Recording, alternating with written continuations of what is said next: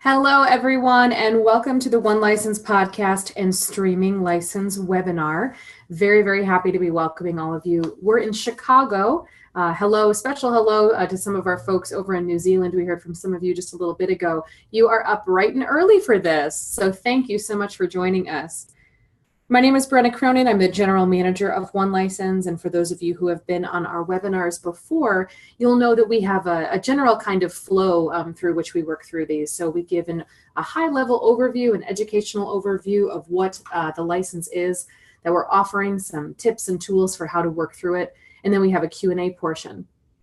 The Q&A portion this time is actually going to be quite a bit more extended. We're planning on the educational portion of this exceeding no more than a half hour, and then having some additional time for questions afterwards. So I hope that you will certainly take advantage of that. I'd like to introduce Kathy Connolly. She's our license holder support agent. She's going to give us an overview of the Q&A concept for today. Kathy? Hey there. I've been with One License now just over 6 months. I love the work I'm doing. I enjoy assisting our license holders both by phone and email, and continue to learn each week how to better anticipate customer needs. If you are sending us questions today, please include webinar question in your subject line so we can find those quickly in our email tickets. We will get to many of them later in the webinar, as Brenna said, in our extended Q&A time. If we don't address your question in the webinar, we will respond afterwards via email. Thank you very much, Kathy. So again, folks, you'll email info@onelicense.net, info, I-N-F-O, at ONELICENSE.net. Many of you have emailed us there before. Go ahead and put webinar question as your subject line, and then Kathy will answer them or ask them in the middle of the webinar if it's appropriate and applicable for that moment. Otherwise, again, she will wait till the end. So feel free to send those over at any time over the course of the next 45 minutes or so that we're together. Now I'd like to introduce Paul Iden. He's our IT specialist here at One License. How are you, Paul? I'm well, Brenna. Thank you for having me.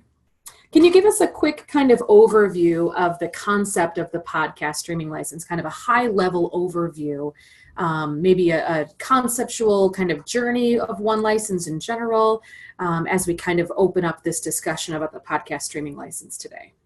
Sure, Brenna. In 2009, One License saw that churches were increasingly broadcasting recorded music over the internet, which is not covered by the One License annual reprint license. In order to make it easier for organizations to obtain copyright permissions for broadcasting performances of copyrighted music, One License created the podcast streaming license as an option to the annual reprint license. Today, 9 years later, it is even easier to broadcast performances of music over the internet. The church I attend broadcasts part of the service using Facebook Live, using only an iPhone. Other options are YouTube Live streaming and Periscope by Twitter. Awesome. So I'm glad to hear that you use different kind of modalities compared to my church. So we use Vimeo as our way of broadcasting our services, and then we post them to our church website. Mm-hmm. So license holders, there's lots of different options for how you can go about doing this. We'll keep kind of giving you a high-level conceptual understanding of the podcast streaming license, and then we can dive into some more of those specific questions. Paul, is there anything else that you wanted to add? Just a quick overview of my involvement with One License. I'm a partner with Aslan Interactive. We are web consultants specializing in custom web development. Aslan Interactive was contracted by One License in 2003 to build a web application to service the copyright compliance needs of churches and organizations. The OneLicense.net website was first launched in August of 2004. And we really appreciate the partnership we have with One License over the last 15 years. I've had firsthand experience with the difficulty of obtaining copyright permissions while working as a youth director for a Catholic parish outside of Chicago in the late 1990s. We often printed song sheets for our worship that contained copyrighted lyrics. At the time, we had a license with the only copyright permission service available, of which focused more on evangelical worship music. Being a Catholic parish, not all the music we wanted to print was covered by the service. Therefore, we needed to request permission directly from the copyright owners of the music we wanted to reprint, and that was not covered by the Copyright Permission Service. One License made it much easier and cost-effective for organizations to compensate artists for the music used by license holders. However, buying a license is the easy part. In order to pay royalties to artists, we need to know which titles are used. That's where reporting comes in. Developing the reporting and royal distribution features was the most complicated part of the application. Yeah, Paul, you and your team have done an absolutely fantastic job, not only from onelicense.net, which was the previous name of the company before the merger in January of 2017 with Licensing Online, which was OCP's program. I mean, even before that, but up until now, this thing has skyrocketed. I mean, the different kinds of licenses that we're able to offer to our customers, over 60,000 titles in our catalog, over 160 different member publishers that we work with. I mean, it doesn't all just magically appear. It takes an incredible amount of hard work and effort, and I'm very appreciative to you and your team, and especially for you guys for joining us today, so thank you. It's been really exciting to be a part of this project over the years. Thank you, Paul. So thank you, Paul, and thank you, Kathy, for kind of giving us our introduction for how this is going to work here. If you folks are just joining us, again, remember sending in your questions to info@onelicense.net. The podcast streaming license with One License revolutionizes the way that you connect with your congregation and the world.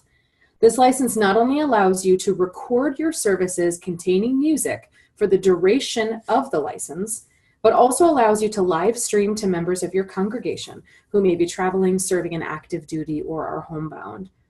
The podcast streaming license covers music streamed or stored on YouTube, Facebook Live, StreamSpot, your organization website, Vimeo, like I had mentioned earlier, Dropbox, or any of a number of internet services. You can see a list of the member publishers that participate in the podcast streaming license by visiting the member publisher page, which is located right here. About 99% of our member publishers participate in this license. So you'll see, for example, name of our member publisher here, they participate in podcast streaming. So you can also filter by this page if you weren't already aware of that. I'll search GIA as an example, and you can see podcast streaming listed there as well. So if the member publisher is listed here but does not have this green podcast streaming button listed next to them, it means that they don't participate in that form of licensing. Just so I have some transparency with all of you here, just because you're a part of our service as a member publisher does not mean that you've also signed up for that addendum of the license contract. So hope that makes sense to all of you. The same thing is for practice tracks. So for those of you who have that license, you'll see that some participate and some do not. So One License is primarily a reporting service, secondarily a downloading service, and then secondarily to all of those things offering these licenses as well.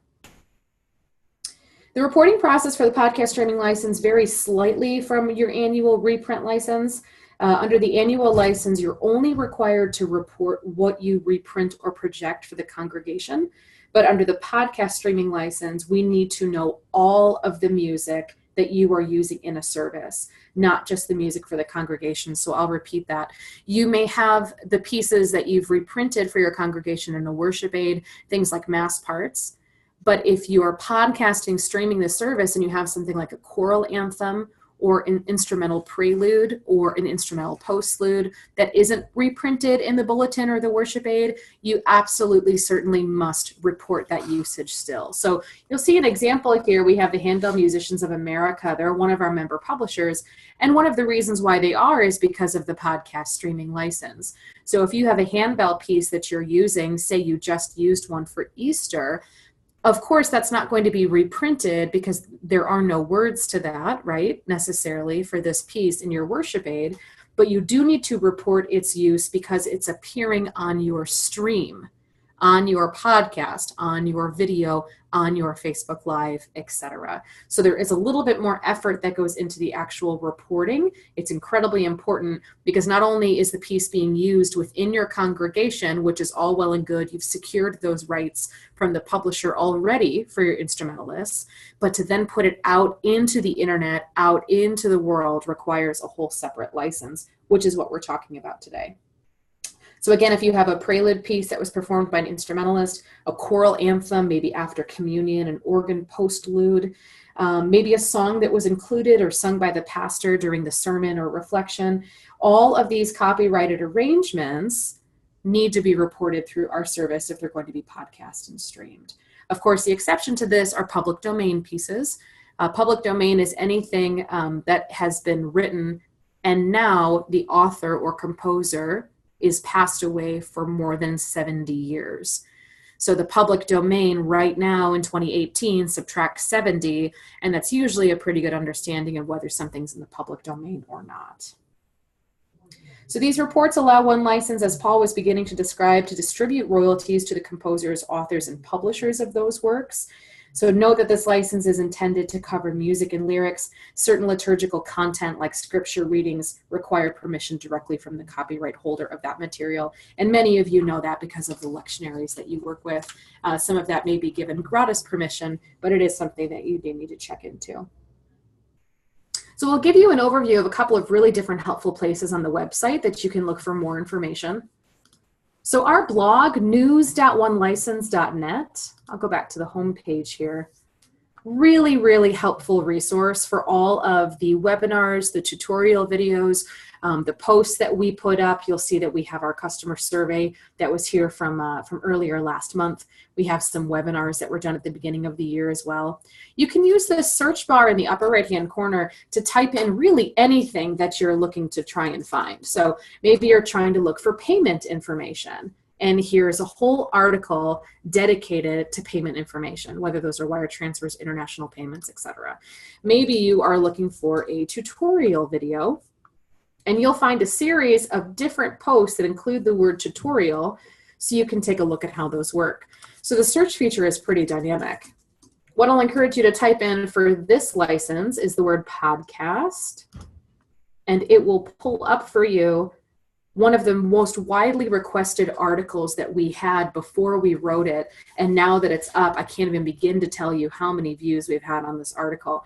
An in-depth look at the podcast streaming license. So that's going to give you kind of a little bit more details about what we're talking about today. You'll see here's that list, if you weren't taking notes, of all of the things that would need to be recorded or reported through our service. So the prelude piece I mentioned, the choral anthem, things like that. So if you didn't have a chance to jot those down, you can visit news.onelicense.net. You can type in the word podcast in the upper right-hand corner, and then you can pull up this blog post for yourself so you can reference it. I'll also direct you to the How It Works page on the website. So the How It Works page is over here in the upper right-hand corner. Again, a really high-level overview of the concept of the podcast streaming license or any of our other licenses that you might want to take a look at. One of the things that I will point out is that the podcast streaming license is an addendum, or it is on top of the annual license that you already have. So you're required to have an annual license if you would like to have a podcast streaming license. The reasoning for that is because we have our contracts with our member publishers, and that's what is listed there. So it's really important that you have your annual license if you're going to do that podcasting and streaming.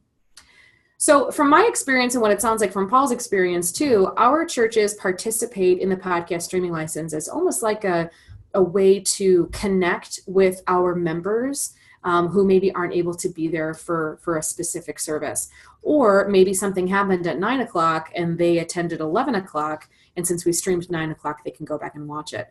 I know one of the things that we do at our church sometimes is that we have kind of like guests that do the reflection or the homily, and we want to make sure that those are included, that those are broadcast for folks to watch. Maybe they're out of town traveling and they weren't able to see it. So when we post those to our Facebook page, we make sure that we have our podcast streaming license so we can include the entire service. Now, point of clarification, if you're just posting that sermon or that reflection, that is that person's own intellectual copyright. So, of course, you do not need a podcast streaming license in order to do that. It's their intellectual copyright. It may even be their recording, and they're allowed to do with it whatever they want as long as they are working together with the church on that. When you start to podcast and stream music is when you start to get into the territory of needing to report. So I hope that there's clarification on that. Kathy, are there any questions so far about what we've been talking about? Sure. If Paul could maybe just review the forms of the various ways we mentioned about to podcast. Sure. We're not getting into the technical aspect of podcasting or streaming content over the internet. However, there are some resources that you can use. For instance, I was mentioning our church simply puts an iPhone on a, I don't know what you call a stand. Like a tripod kind of thing? Yeah, it's like a tripod, and it's just, it's got a little iPhone holder at the top, and when they're ready to start streaming, they just hit stream, and it streams from the church Facebook account right over the internet onto Facebook. I've also seen churches use Facebook or YouTube Live, where you can use cameras or a phone, I believe, and just stream right in real time right over YouTube. We also have a partner whose link is on the partners page, which is found in the bottom of the website, to StreamSpot. And StreamSpot is a great resource to learn more about how to stream your worship services over the internet. You could also record either the music or a video, and music over MP3, and then host that on a website somewhere. And then you can then hook up with iTunes, or there's several other podcast listing services where you can advertise or list your podcast. I know that I worked with a former church who recorded their services over MP3s, and then they would host it on their WordPress website. WordPress automatically creates an RSS feed, and then you can publish that RSS feed to iTunes, and then iTunes will then list your podcast each week as you post the podcast to your WordPress site. So it sounds like you can get as complicated with this thing as you want to, or anybody with a smartphone That's right. can set up their phone and can record any portion and upload it. That's right. See, that's what I really like about this license. We have some churches that have these really robust and expansive video ministries, and that's something that's really important to them and their community. And then there's Paul, who has a smartphone that's set up, right? And the bottom line is that you're still reaching people, you're still engaging people in worship and ministry, right? Dare I say, any dummy with a cell phone, right? Could try it at some capacity. I hope you appreciate my humor. Can make something like this happen. So for those of you who may be getting overwhelmed with the feeling of buying cameras or buying equipment, it does not need to be that extensive. We don't want you to feel prohibited by what we require, because we don't require anything. We require that you report, but the methodology for how you go about actually recording things and then putting them up for the world to see is entirely up to you. I know that this question is going to come, so I'll answer it now. You do need permissions for social media and church websites, YouTube, Vimeo, things like we had just mentioned, Periscope, etc. But you do not need permissions from us for radio and television. So those are done through those entities themselves. They're completely separate from us. So if you happen to have one of your services that's posted on a radio station, or it's hosted on a television, that's a whole different separate set of licensing that isn't involved in what we do. So again, we'll kind of stick to, the lane that we're in, which is social media, church websites, church newsletters, and things like that. I want to take you over to the options and prices page. So you'll notice that the podcast streaming license is coupled with the annual license that's here. We still expect that you're within the same average weekly attendance category. So if you happen to be a category E, 400 to 700 people, you can see what the additional podcast streaming cost is for that. And I want all of you to know, again, from a sincere level of transparency, that money is going directly back into the royalties from which you report. So the more often that a song is reported, the higher those royalties are generated for that specific song. So it is a very, very, very important justice issue to us. It's very important and embedded into what One License does and how we're different from other licensed companies. So where you might see that it feels like additional work, I want you to see that it's a justice opportunity for you to serve that author, that composer, that publisher that's responsible for that work that you just engaged your community in. So I hope that we have a really open mind and a grateful heart towards that entire concept. The average weekly attendance category that you have listed here, so 400 to 700, the podcast streaming license, very important number if you want to write this down, gives you the ability to reach 3 times as many people as the highest number of your category. 3 times as many people as the highest number of your category. So 400 to 700 people, 700 times 3, 2,100. So your average weekly views of your videos cannot exceed 2,100 people. Now, the copyright police are not going to come after you if you're at 2,105 people, right? That's why we call this an average weekly attendance. But if you are kind of reaching that higher number consistently, and maybe even on several videos in your weekend, it's really important for us that you increase your average weekly attendance category. So you might need to go up to F. And then after this, you'll be able to reach significantly more people. This is to kind of keep a check and balance on churches that may have satellite churches or satellite organizations. All of those satellites we would treat as completely separate organizations. So again, the purpose, say you're in this category E of reaching those 2,100 people, is to reach them through Facebook, through social media, through your church website, things like that. So for the vast majority of our users, that 3 times as many number is more than enough for you to reach the people that you need to reach. Before I go into the actual mechanics of reporting, Kathy, do we have any questions? Sure. I'm going to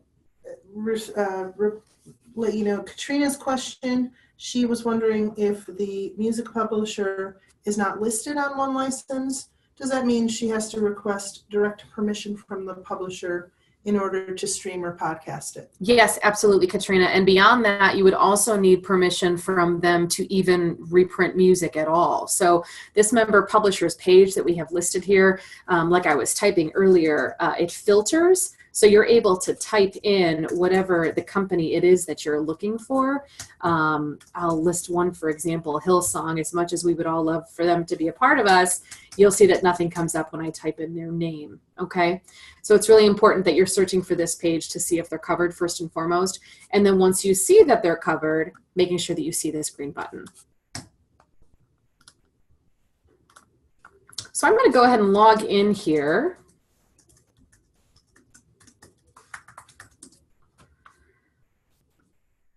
And you'll see in the upper right-hand corner, I can access my account. This is where I can report my usage, report my tracks, because I also have a practice track license. I can search for my music and I can manage my lists. Let's go ahead and report one of our titles here. So this is the specific version that I'm looking for. This should all look very familiar to all of you so far. I may have even downloaded a copy of one of these that I was looking for. When I hit the green report button, for those of you that have the podcast streaming license already, you'll see that it comes up for you here. For those of you that don't have it, you can get it from the options and prices page. You can also email or call our team and we're happy to set that up for you. So I'm signifying that I'm using this for this podcast streaming license. I'm indicating the week that I'm reporting it into. The system will let you go 12 weeks in the past and 6 weeks into the future. Beyond that, we start paying out those royalties. So it's really important that you stay within that time frame. Of course, late reports are better than no reports. And then we report the number of services that it was used for. So if we have 3 services on a given weekend, it may come up as our default number. Then we can either submit and continue our search, or we can send and view our report. So taking a look at our report, we have it listed here. We're listing that we're reprinting it and podcasting it. We see the number of services. And then for whatever reason, if we needed to edit this or edit the date or edit the week, we could take care of that there. Note that there are quick reporting tools that are here on the bottom, reporting what is most reported, perhaps reporting the titles from a specific list.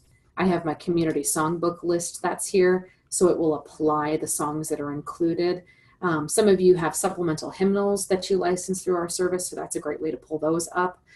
So a lot of variety of different ways of how you can report. I'd like to further mention the actual copyright requirements of what is required on your screen, or maybe if we're thinking about that Facebook Live video, it would be in the description of the video. It's really important that you list the following: permission to podcast/stream the music in this service obtained from one license with license number A-. So I'll again kind of bring you back to this blog post that's here. You'll see that information listed right here in the middle. So in case you're not taking notes, you can reference that. So you'll fill in your specific number and your specific letter, permission to podcast stream the music in this service obtained from one license. So if we go ahead and visit one of your YouTube pages, we should see that that information is listed there. We should also be able to go into your account and see that you've already reported it. Same thing with Facebook. If we see the video up on Facebook, we should see this permission, all rights reserved kind of information that's here, and we should see it showing up on your reports. So it's really important that both of those things are happening. The podcast streaming license covers content only from live worship services. So no use of commercial masters or publisher-owned recordings is covered. The license expires when the adjoining annual license expires, and at that point, all material licensed under the podcast streaming license must be removed. So for those of you who, let's say within the context of your worship service, you have an organ prelude, yes, you report that. You have a gathering song that you have printed in your bulletin, yes, you report that. You have a played CD as a communion meditation, that is not covered. So I'll go back and say that again. The podcast streaming license covers content only from live worship services. No use of commercial masters or publisher-owned recordings is covered. Always, always, always, when in doubt, follow up with the publisher or the copyright holder of that specific resource, and they will give you some overview on how you're able to use that. So before we get into more of our extended Q&A, I want to kind of spin this really positively for you. Some of you are going to use this license as a way to reach your members that weren't able to attend during your regular weekend service. Maybe that is a large number of college students that have left. Maybe that's a large number of snowbirds that come and go for the different seasons. We have had a number of users recently really use this for some really incredible reasons. There is a video ministry they're evangelizing. It's really lovely, out of Calgary. It's been really cool to be a part of their process. There was a beatification of Father Solanus Casey out in Ford Field in Detroit. They had 40,000 people there. I mean, it was crazy. So to be able to kind of send that service out into the world and have people to be able to be a part of that who weren't able to be in Ford Field in Detroit was pretty awesome. And one of my personal favorites, we had an organization reach out to us about wanting to podcast stream their services during Hurricanes Harvey, Maria, and Irma, because their congregants in their organization that are a part of their community weren't able to physically get to their church. So this license, the concept of this license, is incredibly powerful, and it can really, really, really reach people, no matter whether it's just out of convenience, they couldn't come that weekend, or if you're really trying to evangelize and grow your ministry, or if there's something life-altering that is preventing people from being in your church. So I really like the ideas that some of our license holders have come up with for who they're able to reach with this, and I just wanted to share that with all of you. So Kathy, I'll turn it over to you. What kind of extended Q&A do we have today? Oh, sure. We have several questions. From Marianne in New Zealand, just a possibly short question. As for counting the views for a podcast live stream, if a viewer or a user wants to go in and is starting and viewing the podcast and then logs off and comes back again, will that count as 2 views, correct? Yeah, it will. And that's one of those things that social media is really great about. I mean, you wonder how some of these people like get famous on YouTube and stuff. It's because of the views that they have. So yes, I mean, anytime that you refresh the page or you watch it again, it does count as another view. So just being mindful again of the average number. No one is going to come after you if your number is, 5 over, right? If it's consistent over time. And that's really, again, just to check and balance those satellite churches that are paying for, a category D and they're reaching 20,000 people. I mean, that's really what that kind of like 3 times max number is there for. Just being mindful of it. And we're assuming best intentions on that. Okay. Ben has a 2-part question. He wants to ask, does the license and process you're describing apply to recording our choir performing a song from one of your publishers and using that performance as the intro music for a podcast series? And then question 2, what would happen on the off chance that a video we posted happened to go viral and the audience was significantly larger than the audience we've been licensed for? Hey, so question 2, good for you. That's great. Whatever you're doing, you're reaching people. And again, like I said, it's baffling sometimes why people get famous on social media. Just contact us. Just ask that question, right? I mean, like if you've got just one video that's reached, crazy heights, that might be one thing. It's when it turns into consistent is when we want to be concerned. So if you have one video that went viral, that may then turn into more people subscribing to your channel, or it may turn into more people following you on Facebook. So you might want to keep that in mind. If it's a one-off scenario, then I would hope that you're within your category allotment, at least over the course of the whole year. The average weekly attendance is how we look at that, taking that number, dividing it by 52. But if you're really growing your ministry, you're being intentional about it, or the viral thing happened and you weren't being intentional, but now it's exploded, we want to make sure that you're covered. So do follow up with us about that. And that sounds very exciting. It sounds like a video that I would want to watch. Can you ask the first question again? Oh, if I could. I think it was something having to do with the choir itself kind of performing a piece. Performing a piece, a recorded piece that would play in the intro part of the podcast. So I don't have a problem with that. As long as it's not a commercial master, that's really what matters. So that really would be no different to me than something like a prelude or a choral anthem. It doesn't matter whether it's, the beginning of the service or the middle of the service, that doesn't really matter. And if maybe I can like see through your question a little bit, if you want to use that recording on like a weekly basis as a way to open your podcast, I'm comfortable with that too. That's fine. And if that's not what you're asking, that's okay too. But I feel like a further maybe clarification point, because there are some organizations that have a weekly podcast. Maybe their pastor is doing a weekly podcast and they're reaching people. So that's all well and good. Just make sure that you report the use of that, every single week. Okay. I have a question from Gulf Coast, Naples, Florida. Wondering, am I able to purchase a podcast streaming license only? We don't make reprints. We have hymnals in our pews. Yeah, that's a great question. So at this time, the answer is no, because of the contracts that we have with our member publishers. It is feedback that we have heard in the past, and it's something that we're aware of. But at this time, no. There's a certain level of copyright law that gets involved here. It's not just, what we decide and what we want to do. We have to abide by the letter of the law. And that's one of those things. So I would encourage you to reach out to those individual publishers. Again, when in doubt, or if there's something that we don't offer you, reach out to those publishers. They may be able to work out a specific agreement for you.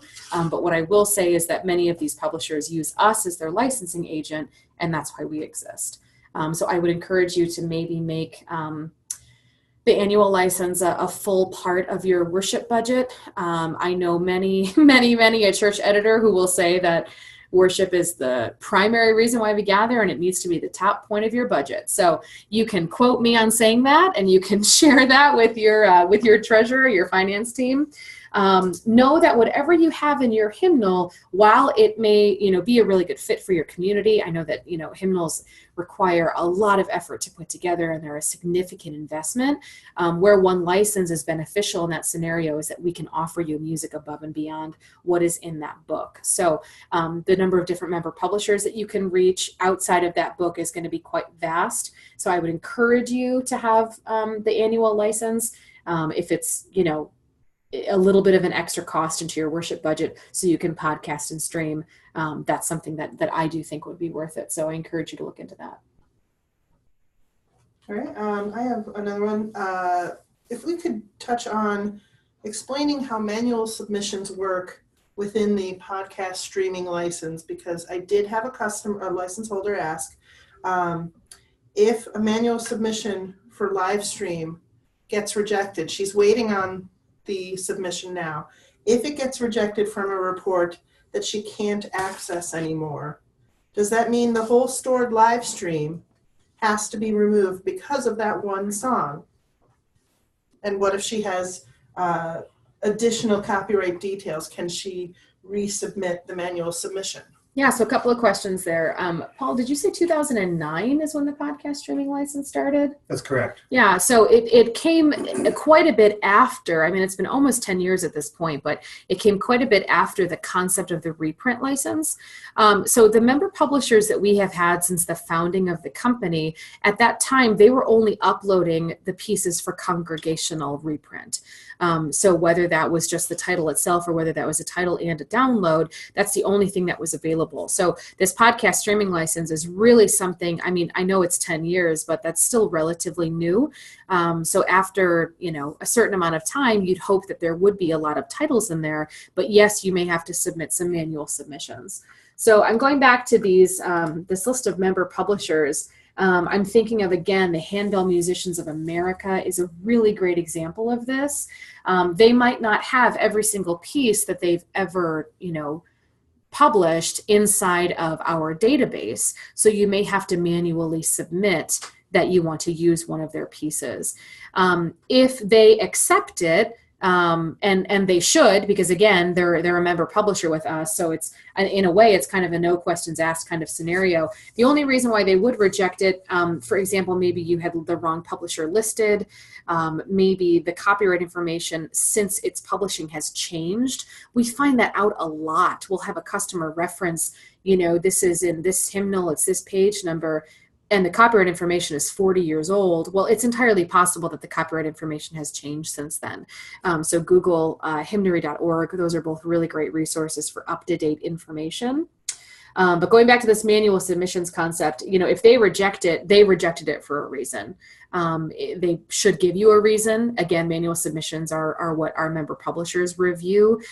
They do that, some of them weekly, some of them twice a year before royalties go out.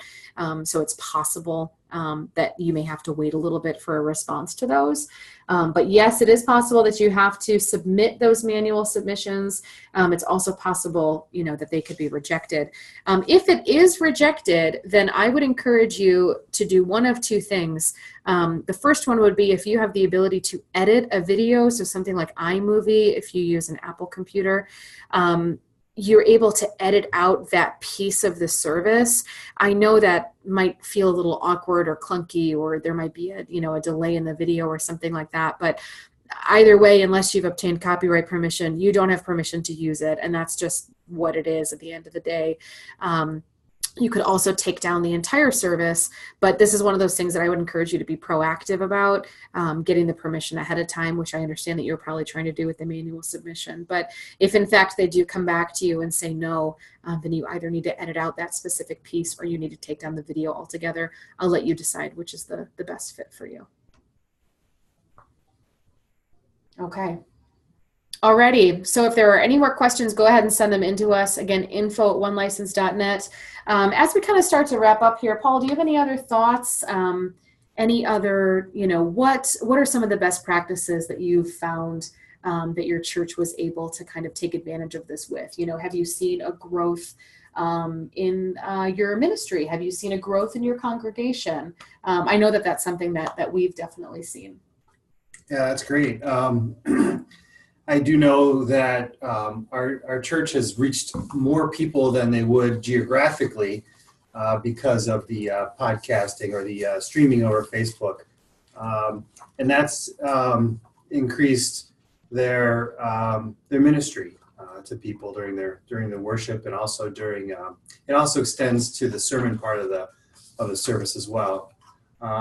Something to add too, you mentioned iMovie on the Mac. There's also a piece of software we use for just audio called Audacity, which is free, which allows people to edit MP3 files. So if you had a song that you needed to remove from a performance, you could use Audacity to remove that, then publish a new MP3 file after that one title has been removed.